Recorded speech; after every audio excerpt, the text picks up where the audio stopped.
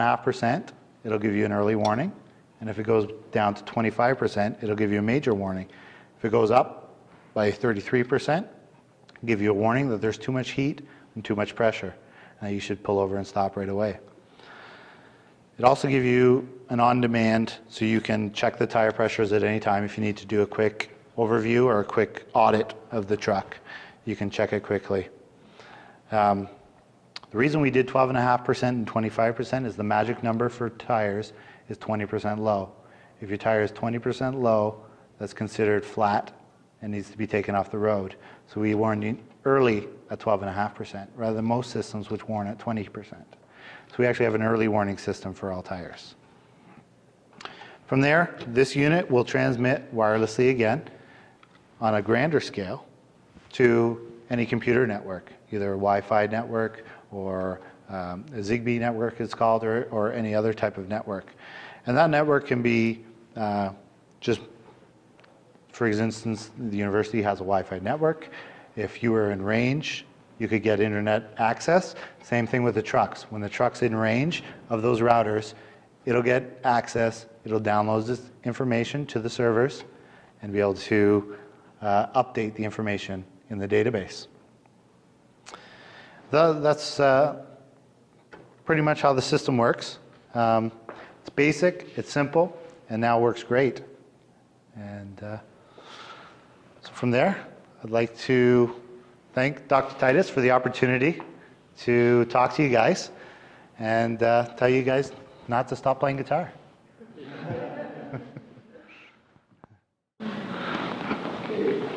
Questions? So do you customize per industry or per customer, or do you just sort of take suggestions and then just incorporate it in the product? Yep, we take suggestions mostly at this point. At first I'd customize per customer because we didn't have all the features that we have now. But now we take suggestions. If somebody wants something, we'll develop it for them if the cost isn't too high, and incorporate it into the software and offer it to everybody. I guess the software is done differently than most other people's software. Most people will develop a software and give you the software. I don't give them the software. When they download this, it goes to my server farm. And so this actually works on my networks. And then they access that through the internet. So they can access their information from anywhere. So they can be at home, they can get reports sent to by SMS message, to their email, to their Blackberries, whatever they need. It made it a simpler way to globalize everything. And that I found was a good key that I started in 2007, rather than go your typical route and just have a download to a computer, to a laptop. But I found people weren't using that. So. Well, it's also much more maintenance you're going to have to worry about. Right. I have to worry about one copy of software rather than multiple copies and multiple databases, and the support is much less. Yeah. When you go from system to system, is it only the sensor on the tire that changes? Yep. Yep. These are all they're all individually addressed, so they'd all go to their tire position, and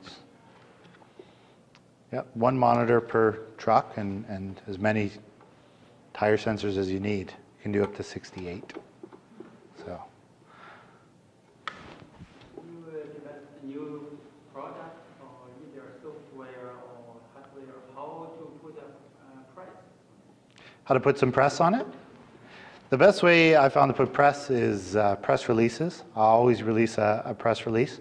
It was definitely a learning curve at start to try to get this to market. Because press releases are great, but who do you send it to?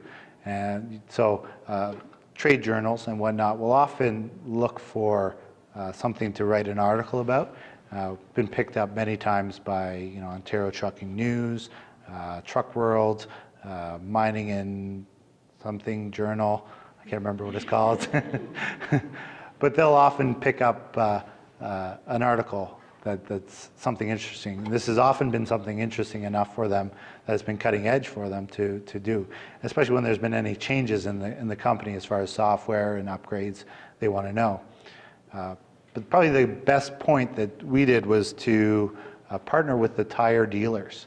So I have a good working relationship with Goodyear, their off-road division, and they've actually set me up with, it's Royal Tire in the north, Benson Tire here, Fountain Tire out west. All their tire dealers promote this for me.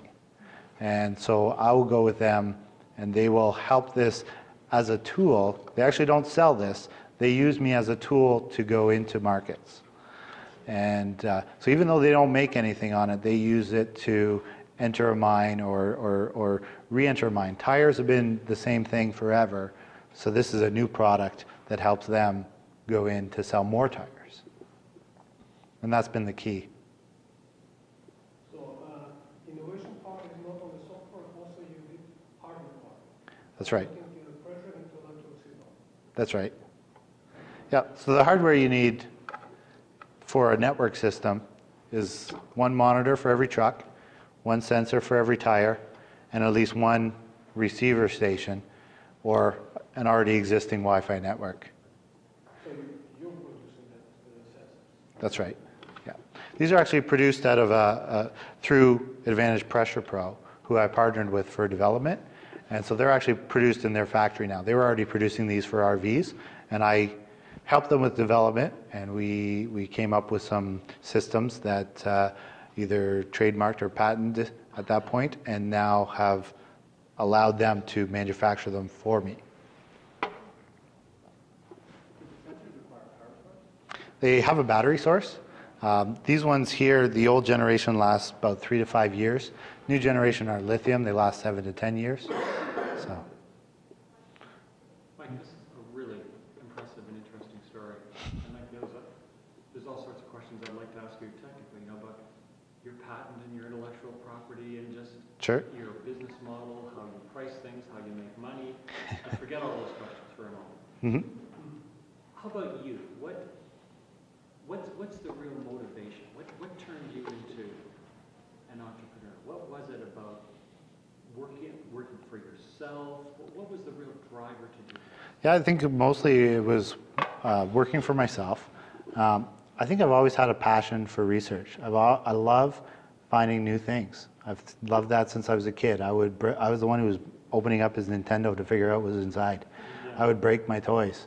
So I always want to figure things out. So I like if somebody has, like when Goodyear came to me and says, we have a challenge, well then that gets me excited. I want to find a solution. I love finding solutions. If there's something out there that somebody has problems with, I like to figure something out for them.